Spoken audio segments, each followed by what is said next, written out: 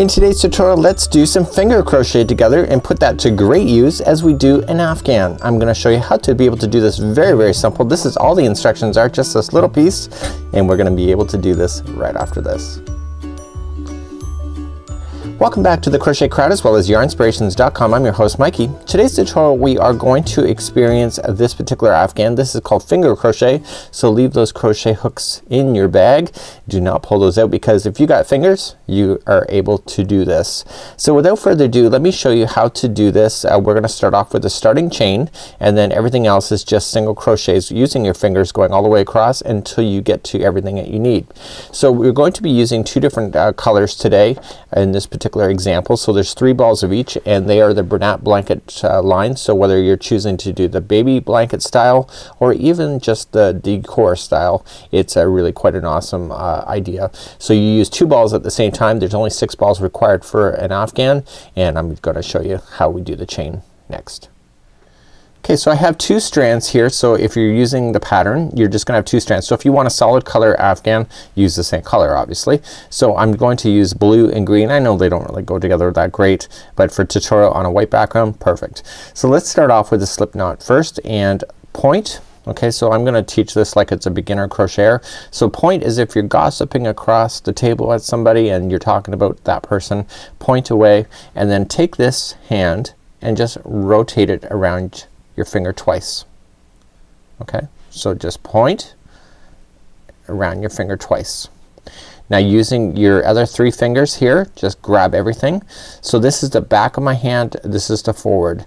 Take the back loop and just move it up over top onto the other side of the finger like so, and then take the new back one and up and over like that. Okay, so real time, so just around your finger twice, back of my hand to the forward, the new back one up and over. So there is your slip knot. So because we're using our fingers, we have to be able to get these knots big enough that your fingers can fit in. So their pointer finger plus your thumb needs to fit into the gapping spaces just like this. Okay, so a child size version would be a lot tighter because their hands are smaller, and for me I got man hands, so my stitches would be a lot bigger. So this is very judgmental based on the size of your hands. Now the trick to doing this is that it takes a bit of practice, but it reminds me of somebody sitting on a couch popping that bubble wrap. It's kind of what it reminds me of, and you know, you just want to sit there and do something, but you don't necessarily want to crochet. So I'm gonna start off really loose, and I'm just going to use my pointer finger and thumb and just grab the yarn, and I have the yarn sitting in my hand like I would with normal crochet. So up and over the hand between the pinky and this finger, the ring finger. Okay, and I have that in there so it's stabilized, and so I'm just gonna grab with my pointer and my thumb and pull through. So I want to make sure that I'm leaving enough space so that I can fit my finger and thumb back through there. So just grab and pull, and I want to pull enough so I can continue to grab more and grab and pull. Now I found getting started for the very first time really quite cumbersome, but then what happens is that you find your rhythm and you find your own speed, and you just continue just to open it up, grab, pull through. So just open, pull like this. So I'm doing it relatively loose just for tutorial purposes today. So I just continue to go all the way down, and then if you're following the pattern you only have to do 41 of these, and going, and it looks like just a regular chain but just exaggerated because your fingers are obviously bigger than a crochet hook, and just continue to go all the way. So once you get all the way to the other end, what do we need to do to go back the other direction? So every line going backward is now going to be single crochet. So in this case, because we're starting on the first chain, we don't chain one first, but we immediately go to the next chain available to you, which is right here. Okay, so see how it's up there, and you slip your fingers through that chain and grab the yarn, pull through, and you leave on the first loop that you can see on my thumb here, and you just adjust, and then you grab the yarn and pull through both. That is a single crochet. So then I move to the next chain that's available to you, which is right here. Okay, do you see how this is already occupied? So you come into the next chain, so just squeeze your fingers through and through, pull through, just the one set of loops only. So now you have 2 left on your fingers, yarn over and pull through not yarn over, just grab and pull. Sorry, I'm thinking I've got a hook in my hand and I don't. So just come to the next chain. It's right here. So your tension really matters. So if you have a really tight starting chain, it's hard to get your fingers through. You just pull through. You got 2 on your hands. Just grab and pull through. And we're gonna continue all the way down the chain in the same fashion, going all the way down. Just take your time. It takes a bit of getting used to, but it's actually kind of a cool effect, and you can leave your hook out. It really, if you like to fiddle on the couch or do something with your hands, this is a great opportunity to kind of just release the crochet hook for a little bit. And don't get rid of your crochet hook, because I'm gonna want to teach you other stuff down in the future, but you can just finger crochet yourself across. So again, your tension makes a huge difference on this. So if I were you and you were me, I would actually consider doing a practice sample first and then rip it out and then go for the main example if you're going for this afghan. Okay, so just continue to go all the way down your line, and I'll show you how to turn around and go back in the other direction. So I'm coming up all the way to the end. I only have 1 loop left, and this is it. So this is my ending. So okay, so now we're gonna turn our work and go back in the other direction.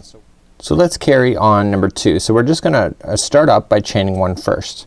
So we're gonna pull through. So this is row 2, and this is the same row that's gonna be in all of them. And what we need to do is kind of identify the stitches that are going on top. So here's the first set of stitches. There will be 4 strings in each one of the stitches. Okay, so remember, front loops is the front section, the back loops is the back, but together they make a stitch. So using your finger, just squeeze yourself into that stitch, pull through. Okay, and you have 2 sets now on your thumb and pointer, and just yarn over, pull through. So you continue on down the chain, or down the stitches, and just look for it. So you got 2 sets of strings, and just put your fingers through and grab it. And again, this takes a little bit of practice, so I'm kind of rough on camera. I've been practicing a little bit, but I think by the time you get to a few rows of these, it'll be a lot easier to be able to master. So you're just gonna continue to go all the way down, looking for 2 sets of strings, and your eyes will get used to it as well. You know, the colors make the world of difference as well if you're trying to find your stitches as well. So light stitches or light yarn would be probably the best.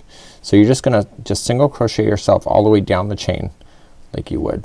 So please continue to do that.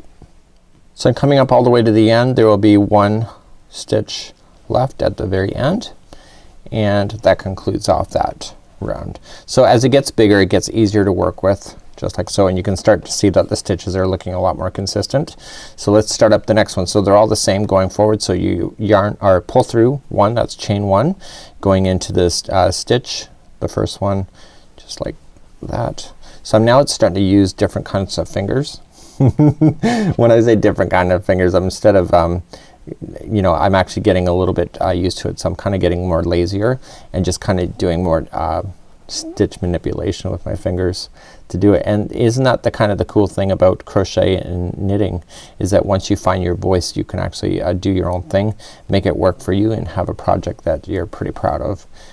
You know, it's not about everybody doing the exact same thing. We're not an ant colony. We are crocheters. We have creativity, and if you can figure out easier ways to do things, then by all means, that's all the power to you. So you're gonna start seeing the consistencies coming up in your project, and again, the size of your hands makes a difference on the size of your afghan, but this would be kind of a neat project to be able to work on while you're watching TV. I'll have to keep an eye on it a little bit for where your stitches are, but I'm finding myself getting a lot more easier to be able to manipulate this. So I'm almost done. I got 2 more stitches to go. At least I think I do.